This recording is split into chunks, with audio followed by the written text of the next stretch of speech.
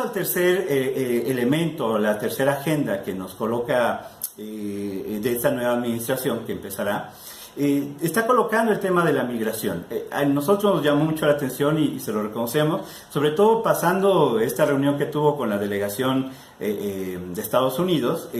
Nos parece que eso es un buen signo, el que López Obrador coloque, es decir, nosotros vamos más allá del muro, es más, ni siquiera estaban hablando del muro, sino que decir, a ver, implementemos una política en la cual sí tiene que ver con el derecho de los migrantes, a esto que hemos estado hablando de una transición segura desde el marco de derechos humanos y demás, pero también hablemos del derecho a no migrar. Esos dos elementos que los coloque ya el futuro presidente de la República, nos parece que decir, ok, estás teniendo una visión, por lo menos, ya cercana a decir, hablemos de condiciones de derechos humanos y sobre todo de condiciones de cómo favorecer que la región también tenga las condiciones no generadores o expulsoras de sus habitantes, sino por el contrario, que puedan quedarse en sus regiones, en sus lugares, en el cual se esté garantizando, lógicamente, el tema del desarrollo sustentable, sostenible, a favor de las personas que estén habitando en diferentes regiones. Eso me parece que es un elemento valioso y relevante para colocar sobre la mesa. Pero también me parece que hay un elemento en el cual o lo toma de manera muy somera o simplemente lo deja ver, pero habría que ir colocando, por ejemplo, en el tema del tránsito de las armas, ¿no?, en la región. Eso, incluso no solamente señalando el tránsito de las armas de Estados Unidos hacia el sur, sino pensar de las diferentes vías por donde llega los cargamentos clandestinos, así como llega la cuestión del narcotráfico o incluso de la trata de personas. Así está ocurriendo en la cuestión del control de armas a través de la región. Y eso es algo que nos va a ayudar a pacificar la región y sobre todo dar una perspectiva de garantía de la no violencia en diferentes condiciones como tal. El otro elemento me parece también estratégico, que tiene que ver con el tema directo del desarrollo económico de la región, mucho más centrado, por ejemplo, en esto que ya presentó como un paquete regional en el cual hay una serie de inversiones en telecomunicación, en turismo, en fortalecer la cuestión el desarrollo sustentable con la cuestión de siembra de una serie de campos, etcétera, etcétera, y generar una serie de alternativas económicas, particularmente para el sureste. Nos parece que esa es una buena señal, ya colocándolo como uno de los programas estratégicos de desarrollo.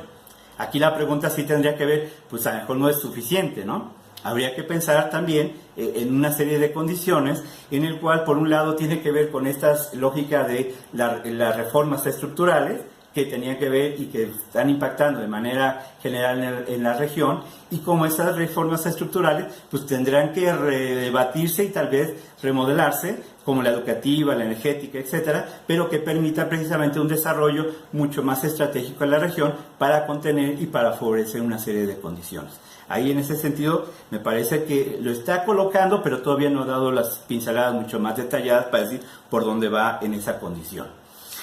En ese sentido, y eso me lleva al cuarto elemento, el cuarto punto de por dónde estamos viendo esta nueva administración, me parece que también tiene que ver con esto que hemos hablado, qué tipo de administración de izquierda es la que estamos empezando a visualizar y a contemplar. Me parece que un elemento va a tener que ser con esta idea del diálogo, un diálogo abierto, constante, de negociación y de reconocimiento, y que desde ahí tendríamos que empezar a ubicar la condición de decir cómo estos actores sociales, por ejemplo, como nosotros, la sociedad civil organizada, entramos en ese diálogo con las fuerzas políticas y en este momento con la nueva administración y particularmente como Morena, como partido en el cual tiene el control de las cámaras y tiene una serie de condiciones. La otra tiene que ver estos otros actores como son la iniciativa privada, en lo cual nos llama la atención, pues ha tenido que negociar ya en los primeros días, sentarse y reconciliarse en el diálogo, en muchas ocasiones que han tenido que estar debatiendo con ellas. Me parece que va a ser fundamental decir y mediar cuál es ese papel de la iniciativa privada, en el cual no se vuelva rehén de la propia lógica de esta nueva administración. Y desde esa misma perspectiva sí tendrá que ver ahora con todos los elementos del territorio académico. Creo que hoy una oportunidad fundamental que tendrá esta administración es cómo establece un diálogo particularmente con sociedad civil organizada y con la academia, para empezar a orientar una serie de políticas y programas regionales, estatales, municipales, precisamente para ir acompañando y para ir dando insumos para esa operación. A nosotros a veces cuando él habla de mecanismos de participación ciudadana, que diga lo que la gente diga, a veces eso puede caer en una trampa, y es una trampa un poco peligrosa en términos de decir, pues es que no es lo que diga la gente, como una cuestión que vivimos aquí en la Ciudad de México, en la cual la persona decía, sí, queremos la seguridad, y entonces la política fue, sí, metamos más policías y metamos más videovigilancia y demás, sino es decir, lo que la gente diga hay que reinterpretarla y analizarla para generar políticas públicas oportunas en términos de una respuesta mucho más inteligente y más estratégica en vías del desarrollo como tal. Yo cerraría con un elemento final en torno a una temática que en particular nos interesa y nos preocupa mucho, que tiene que ver con una agenda de desarrollo sostenible, con la Agenda 2030. Es una agenda que nos permite en las regiones ubicarse una serie de elementos y una serie de posiciones, y en la cual ahora nos ha correspondido, nos toca en buena medida ir dialogando ahorita con la nueva administración. Estamos presentándole nuestra perspectiva y sobre todo nuestras preocupaciones, cómo tener que hacerla y sobre todo cómo hacerla desde ciertas perspectivas. Por ejemplo, ahora con la perspectiva de las poblaciones migrantes, o desde la perspectiva de pueblos indígenas, o la perspectiva de juventudes o de infancia, en fin, ir como colocándole, decir, es un buen referente en el cual nos permite precisamente cómo ubicar esta agenda, sobre todo en la agenda de desarrollo vinculados al tema educativo, que es el objetivo 4, y que desde ahí también tengamos la oportunidad de poder desarrollar alguna incidencia con esta nueva administración. Cierro comentando que es una gran oportunidad la que estamos viendo aquí en el país. Me parece que hoy más que nunca necesitamos que la sociedad civil desde cualquier trinchera esté activa, no de manera constatataria, sino abierta a escuchar por un lado, pero también ir colocando nuestras propuestas y nuestra agenda de manera estratégica. Nos da mucha risa porque ya ahora ya le están tratando como si fuera el presidente activo, ¿no? Y no se acuerdan que pues todavía falta algunos meses para que la administración de Peña Nieto pues concluya su mandato, y por lo tanto pues una serie de demandas tendríamos que dar la oportunidad que termine el proceso de la actual administración, pero también ir colocando nuestros intereses a través de diferentes mecanismos y vías, como por donde tendría que ir la nueva agenda del país. En ese sentido, pues eso sería como el análisis y la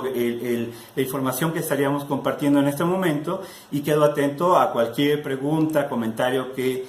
los que están conectados a esta conferencia virtual pues tengan a bien a preguntar o a comentar. Pues muchas gracias por su atención.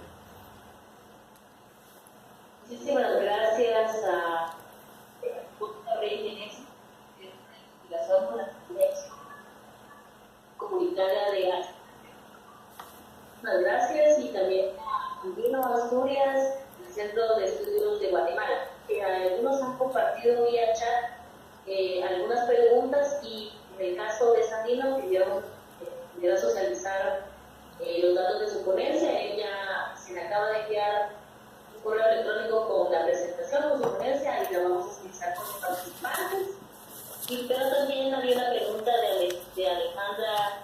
Elizalde. ¿Qué se puede esperar en términos de posibles cambios o oportunidades a partir del proceso vinculado al Pacto Global sobre Migración y el referido al estudio? Esta pregunta va para Sandino Asturias, al refugio, perdón. Bueno, definitivamente el fenómeno de refugio